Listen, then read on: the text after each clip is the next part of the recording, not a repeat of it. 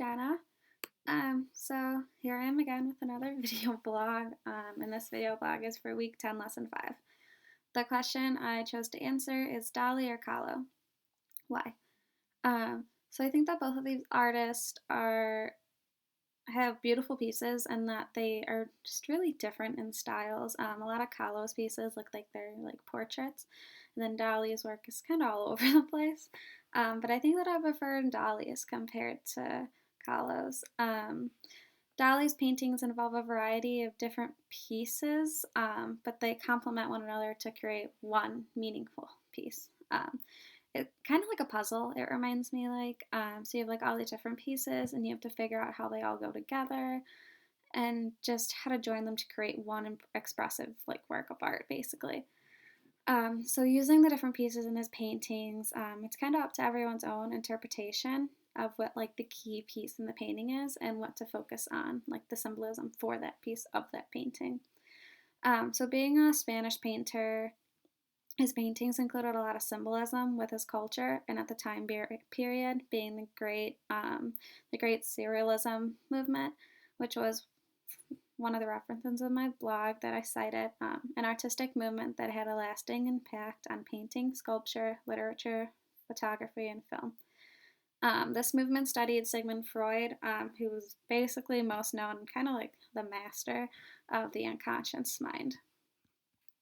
My favorite painting created by Dali is The Persistence of Memory.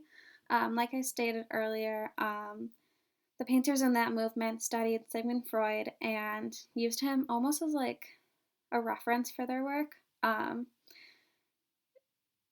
He basically not created, but like he introduced the unconscious mind, and that's kind of what the persistence of memory reflects. For example, in the painting, there's pictures of clocks or watches. Pretty sure they're watches. And I feel like that represents time is easily lost in the unconscious world. And another take that I kind of thought about while looking at it was that in the painting there's 3 watches, and I was like, oh, well, why are there 3? And then I thought about it could represent the past, present, and future. So that was kind of freaky to think about that it's such a deep process to think about when painting. And I feel like the unconscious mind can become paranoid with overthinking when you're thinking about the past, the present, and the future. And Ali was like known for making bizarre, paranoid kind of pieces. While researching Dali, one of my sources from an art critiquing website stated, associated with Cubism, Futurism, and above all the great Surrealism movement, the Spanish painter and showman, meaning Dali, created a magnificent portfolio of artworks transcending the conscious and deeply immersed, the fantasy, the surreal, the nightmare, and the paranoia, yet always on the fine line between madness and genius. Inspired by a wonderful variety of themes and theories, Salvador Dali embraced symbolism and gave it a new definition. I feel like that is such a perfect way to describe Dali's work. Like, he's all over the place, but it all comes together for a masterpiece, and when like he hits it, it's spot on. So yeah, I prefer Dali's work. I think that Kahlo is an awesome artist and that she created a lot of beautiful pieces.